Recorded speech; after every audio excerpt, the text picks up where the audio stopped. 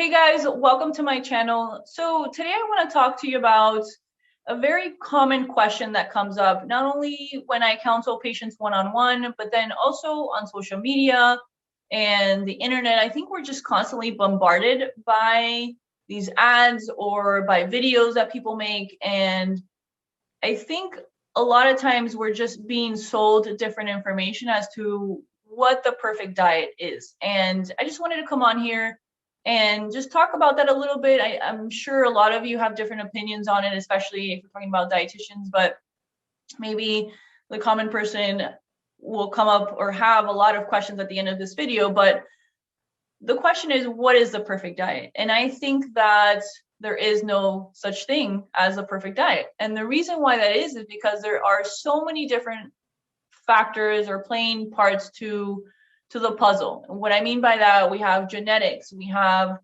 the person's routine, what they like and dislike, their disease state, what medications they're taking. I mean, there's just so many different components. And of course, when it comes to recommending certain things, there have been certain diets that have been proven, I mean, scientifically proven to help in certain scenarios.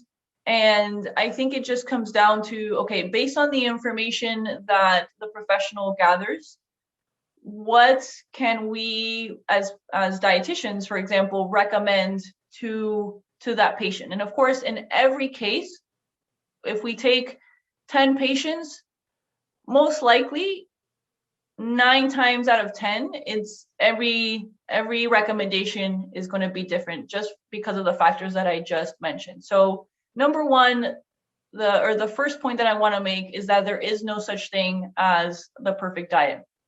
Number two, if we think about a healthy diet or a healthy eating plan, we think about eating less of fruits and vegetables, lean meats, low fat, not a lot of sugar, not a lot of processed foods. Those are the general guidelines, but we might consider something to be healthy. So let's say onions, right? Onions are healthy, but for someone who has IBS, irritable bowel syndrome, maybe onions are not the ideal food to consume. Or if someone has diverticulitis, we're not going to be recommending for them to have a salad.